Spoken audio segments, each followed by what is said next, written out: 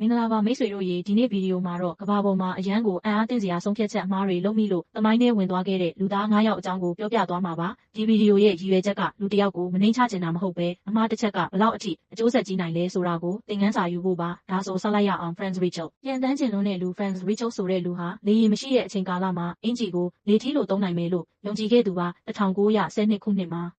Eiffel Tower ပေါ်ကနေကိုယ်တိုင်စမ်းသပ်ဖို့ခုန်ချခဲ့ပါတယ်ရလဒ်ကတော့လေထီးမဖွင့်နိုင်ပဲချက်ချင်းတက်ဆုံးရှုံးခဲ့ရပါတယ်။သင်ခန်းစာမစမ်းသက်ရသေးတဲ့အရာကိုကိုယ်အသက်နဲ့မလဲသင့်ပါဘူး။ Mike Hayes, Rocketman Mike Hayes ကကဘာပြားတယ်လို့ယုံကြည်တဲ့သူဖြစ်ပြီးညစာမှားတယ်ဆိုတာသက်သေပြချင်ခဲ့ပါတယ်။သူဘာလုပ်လဲဆိုရင်ကိုယ်တိုင်လှုပ်ထားတဲ့ rocket နဲ့မိုးထဲထိတက်ဖို့စူးစမ်းခဲ့ပါတယ်။ဒါပေမဲ့ rocket မအောင်မြင်ပဲအနေရကြီးစွာနဲ့အသက်ဆုံးရှုံးခဲ့ရပါတယ်။သင်ခန်းစာယုံကြည်ချက်တစ်ခုကြောင့်သိပ္ပံကိုလုံးဝမလစ်လျူရှုသင့်ပါဘူး။ Charles Ingram quiz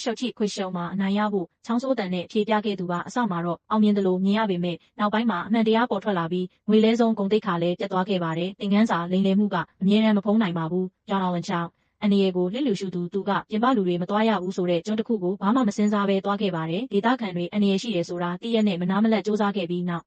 ဆုံးအသက်ဆုံးရှုံးခဲ့ရပါတယ်သင်ခန်းစာယဉ်ကျေးမှုနဲ့အနေရကိုမလေးစားရင်အကျိုးဆက်ကြီးတတ်ပါတယ် Ronald Wayne Apple ကိုစွန့်ခဲ့သူအပုတ် company တည်ထောင်သူ3ယောက်ထဲကတစ်ယောက်ပါဒါပေမဲ့ကိုရှယ်ယာကိုဒေါ်လာ800နဲ့ရောင်းချခဲ့ပါတယ်အခုဆိုရင်အဲ့ဒီရှယ်ယာတန်ဖိုးကဘီလီယံနဲ့ချီပါတယ်သင်ခန်းစာအမြင်တိုရင်အခွင့်အရေးကြီးတွေပြောင်းနိုင်ပါတယ်ဒီလူတွေဟာမိုက်မဲလို့မွေးလာတာမဟုတ်ပါဘူးဆုံးဖြတ်ချက်တစ်ချက်အမှ